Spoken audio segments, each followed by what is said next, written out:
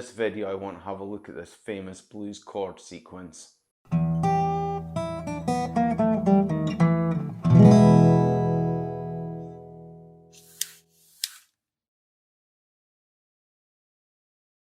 That chord sequence was taken from Key to the Highway. Now, Key to the Highway is considered a blues standard and one of the most famous blues songs there is. The original version dates back to 1940, although it's not 100% sure who actually wrote the song, but the first release was by Charlie Seeger and he played it on piano, and his version was a 12-bar version of the song. Not long after this, Big Bill Broonzy and Jazz Gillum released another version of it, and although it was similar, this version was an 8-bar version of it with an 8-bar repeating sequence in it, and it's this version that's become the most famous, and it's this version I want to have a look at in this song. Now, like I said, the 8-bar version and not the 12-bar version is the one that's become famous, and this song has been covered by so many artists such as Eric Clapton, Led Zeppelin and Freddie King, to name but a few, but the list of cover versions is just endless, but most of them tend to follow this famous 8-bar sequence.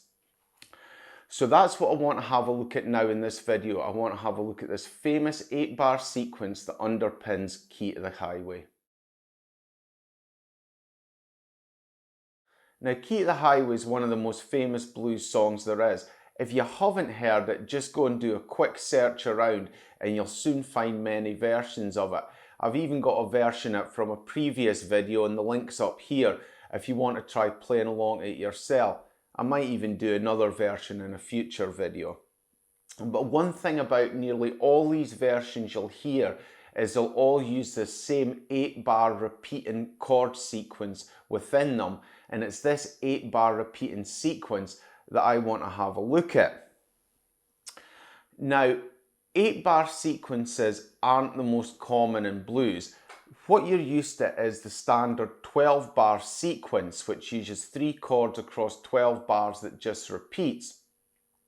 But you do get 8-bar sequences. So this is one of the more famous ones, and also songs like It Hurts Me Too by Elmore James has a famous 8-bar sequence in it. And they aren't too dissimilar, these two songs. But like I say, I want to focus on the Key to the Highway one. So although this is an 8-bar sequence, it does have a lot of similarities to the standard 12-bar sequence. And that's why it sounds so familiar. So what I want to have a look at is some of the features within this chord sequence. Now, similar to a 12-bar sequence, it only uses 3 chords. And these are the 3 standard chords you see in a lot of music, or the 3-chord trick as it's often called. And these chords are the tonic, or the first chord, the 4th and the 5th. And that's the only 3 chords that are used in this piece of music. Again, similar to a 12-bar, its structure starts on the first chord, goes through the majority of the music, and then in the last 2 bars of the 8, it plays a turnaround that loops it back to the start of the music. And this turnaround is played on the 5th chord in a 7th position. So again, it's very similar, and that's why it has such a familiar sound to it. Now, although 8-bar blues aren't that common, there is still quite a lot of different chord sequences out there for them, and this is a good starter one to get your teeth into, because it is quite straightforward to play and it does sound very familiar, and it is very similar to the standard 12-bar sequence. So now I want to have a look at the order that these chords are in this sequence, and I'm going to do this in the key of A. And the reason I'm using the key of A is because it's a commonly used key for playing this song, and also because it's easy to access the 3 chords you're going to use on a standard tuned guitar like this one. So in the key of A, what are the 3 chords that are used? Well, the root chord, or the first chord, is going to be A, and it's an A major. The 4th chord is going to be a D, but we'll play it as a D7th.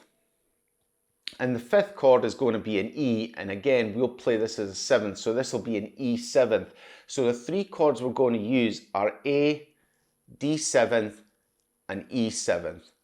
Now I'll show you what order they come in.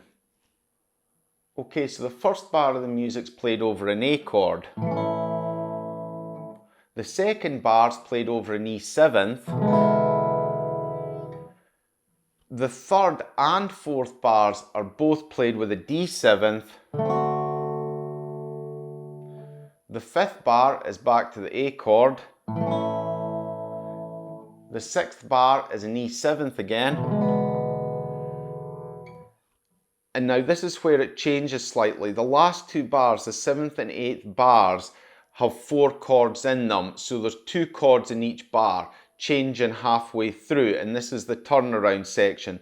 So bar 7 has half a bar of an A chord, then changing to a D seventh. Then the eighth bar's back to A for half a bar,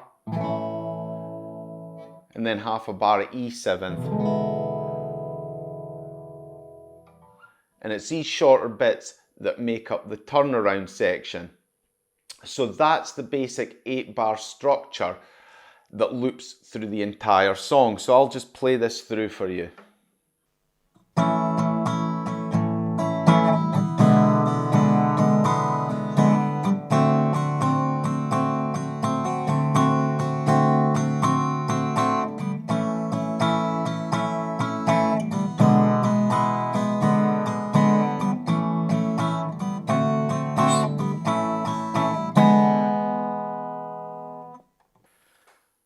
So that's the 8-bar sequence, and that sequence just repeats through the entire song, looping round and round again. So that's the chord sequence, and as you can hear when I play through it, you can hear it does sound very similar to your standard 12-bar sequence, but it is considerably shorter. So that's the chord sequence. Now what I want to do is have a look at some of the other features of it and some potential variations you can put on it. Okay, so now I want to have a look at some of the features within that structure and some of the variations you can put in it. And the first thing I want to talk about is the use of seventh chords within it. Now, the one I just ran through, 2 out of the 3 chords were seventh chords, so there was an A major, then a D seventh and an E seventh, but this can be mixed up a wee bit. This can be varied. So I've seen versions where all 3 chords are played as seventh chords. I've also seen versions where the D7th's taken out and only the E's played as a 7th, but I've also seen versions where the majority of the song is all played without 7th chords, and then only in the turnaround 7ths are brought in. So only at the very end of the turnaround are you playing an E7th chord. So what I would recommend is if you want to vary up the chords, the use of 7th chords within it, I think there is quite a lot of scope within the music to do this. And it might be something you want to alter if you're making your own version of it. The next part I want to talk about is the last 2 bars, and they're the 2 bars that form the turnaround. In the sequence I just played, I used 4 chords, A, D 7th, A, E 7th, and they took up half a bar each, and that formed the 2 bars of the turnaround. But these last 2 bars can be varied up a bit. Maybe you can put a turnaround in that uses a descending 7th to form the turnaround, which is really common in blues music. So I definitely think that those last 2 bars have good scope for variation. The only thing I would recommend is, if you are varying these last 2 bars, is that you still end on an E7th before looping back to the start, because it's this E7th that gives this sort of feeling, the sound of suspense, sound that it needs to resolve, that takes it back to the start. So like I said, E7th in the case of the key A is the 5th scale degree, so no matter what key you're playing it on, I would recommend that you finish the turnaround on the 5th scale degree with a 7th chord, and that'll give a nice segue back to the start of the music. Okay, the last thing I want to talk about is how you phrase the chords. Now in the example I gave, I was just strumming the chords out in a fairly standardized strumming pattern, but there's certainly scope for varying this strumming pattern to get a slightly different sound when you're playing. One other thing you can do is use a blues shuffle pattern with this chord sequence, and this is commonly done in a lot of versions of Key to the Highway. Now, I've covered blues shuffle patterns in previous videos, but what I want to do now is give you Key to the Highway using these chords with a blues shuffle sequence.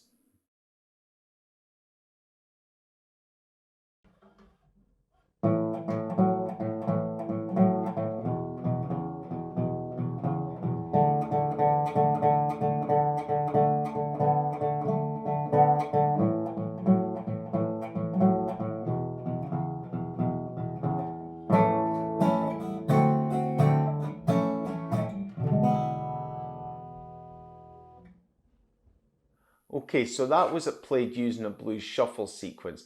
And like I've said before, it does sound very much like a 12-bar blues. It's just a bit different. But one thing about this chord sequence is it's a nice, straightforward blues chord sequence, and it doesn't have to just be used for Key to the Highway. You know, this is a good chord sequence that you can use if you want to write some of your own music, or maybe do some variations or adaptations on Key to the Highway. So what I recommend is you play through it, get familiar with this chord sequence, have a go playing through Key to the Highway, and maybe writing some of your own music using this chord sequence.